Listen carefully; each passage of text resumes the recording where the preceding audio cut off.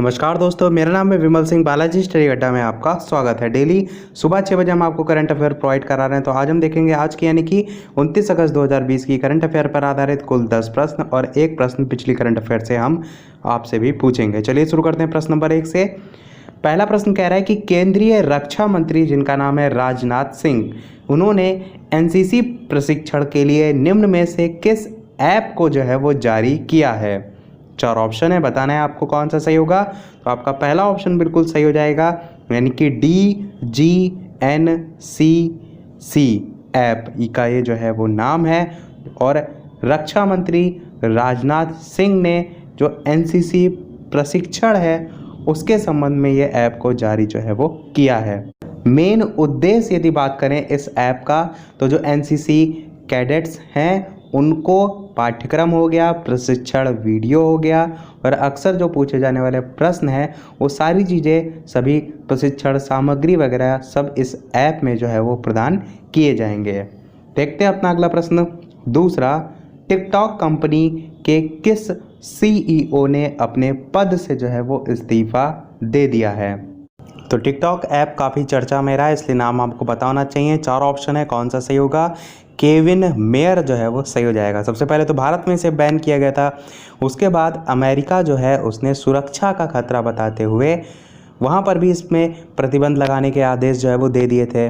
तो उससे ही कहीं ना कहीं एक प्रभावित होता है एक कंपनी ओवरऑल। तो आप कह सकते हैं टिकटॉक के जो CEO हैं जिनका नाम है केविन मेयर, उन्होंने CEO जो हैं अपने पद से जो है इन्होंने इस्तीफ़ा दे दिया है। उसके साथ साथ जो केविन मेयर हैं ये डिज्नी जो है उसके पूर्व कार्यकारी अधिकारी भी जो है वो रह चुके हैं। तो इन्होंने मई माह में टिकटॉक के CEO जो है उसका भार जो है आप कह सकते हैं संभाला था। अब जो डोनाल्ड ट्रंप हैं अमेरिकी राष्ट्रपति, उन्होंने जो टिकटॉक पर प्रतिबंध लगाने का आदेश दिया है, जिससे बचने के लिए जो इसकी मूल कंपनी है जिसका नाम है बाइट डांस, उसको 90 दिनों के भीतर अपना अमेरिकी जो परिचालन है वो किसी अमेरिकी कंपनी को जो है वो बेचना होगा। यहाँ पर आपका केविन मेयर जो है वो सही हो जाएगा। तीसरा प्रश्न कह रहा है कि केंद्र सरकार तीनों सेनाओं को मजबूती प्रदान करने के लिए किस जगह एयर डिफेंस कमांड की स्थापना जो है वो कर सकता है। 4 ऑप्शन है, बताना है आपको कौन सा सही होगा। तो आपका प्रयागराज जो है वो सही हो जाएगा। तो LAC और LOC पर जो जारी तनाव है उसके बीच जो सरकार है वो तीनों सेनाओं को मजबूती कहीं ना कहीं प्रदान करने में लगी हुई है। तो सैन्य मामलों के जो विभाग हैं उन्होंने जो सशस्त्र बल है उसके पुनर्गठन की तैयारियां जो है वो तेज कर दी हैं। और इसी के तहत जो अक्टूबर है उसके सेकेंड वीक में, दूसरे सप्ताह के दौरान प्रयागराज जो है इसमें भारतीय वायुसेना के तहत नई एयर डिफेंस कमांड की स्थापना हो सकती है। अगला प्रश्न देखते हैं, चौथा, बांग्लादेश ने किस देश की एक कंपनी द्वारा निर्मित कोविड-19 के संभावित टीके के मनुष्य पर अंतिम स्तर के परीक्षण को हाल ही में मंजूरी जो है वो दे दी है। 4 ऑप्शन है, बताना है कौन सा सही होगा। तो चीन आपका जो है वो सही हो जाएगा। तो बांग्लादेश ने चीन की एक कंपनी द्वारा निर्मित था कोविड-19 के संभावित जो टीका था उसके मनुष्य पर अंतिम जो स्तर है उसके परीक्षण को हाल ही में जो मंजूरी है वो जो है वो प्रदान की है।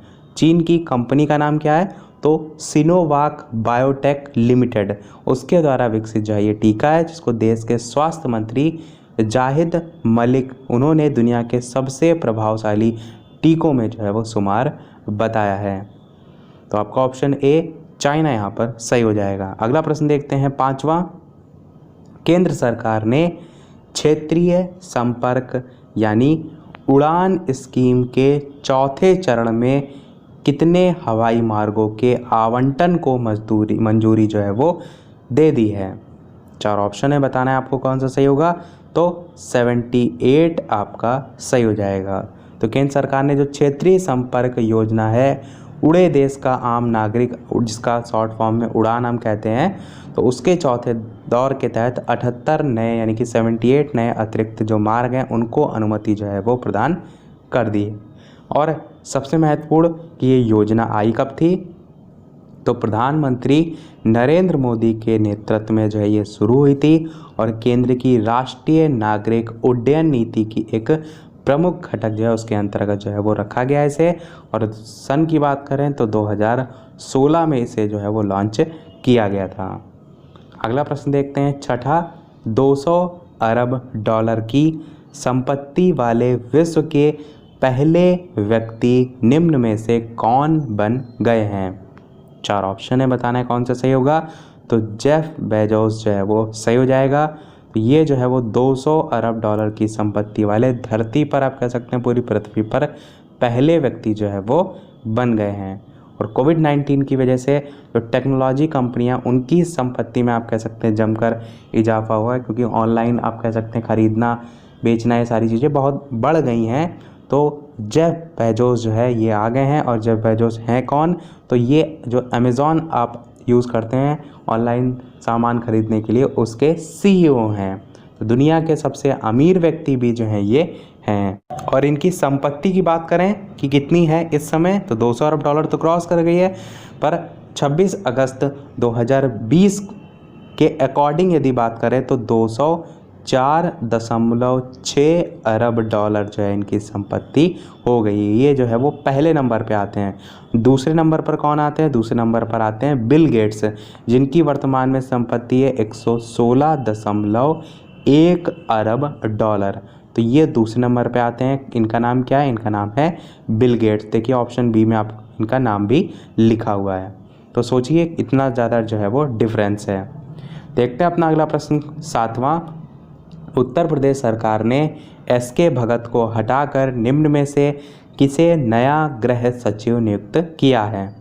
4 ऑप्शन है, बताना है आपको कौन सा सही होगा। तो तरुण गाबा जो है वो सही हो जाएगा। तो उत्तर प्रदेश सरकार ने जो एसके भगत हैं उनको हटाकर जो तरुण गाबा, इनको नया गृह सचिव जो है वो नियुक्त किया है। और इससे पहले जो तरुण गाबा थे ये आईजी विजिलेंस जो है वो थे।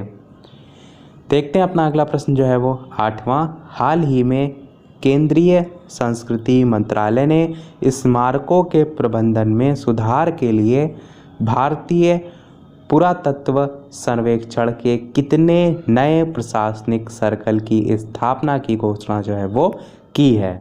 तो 4 ऑप्शन दे रखे हैं, बताना है आपको कौन सा सही होगा।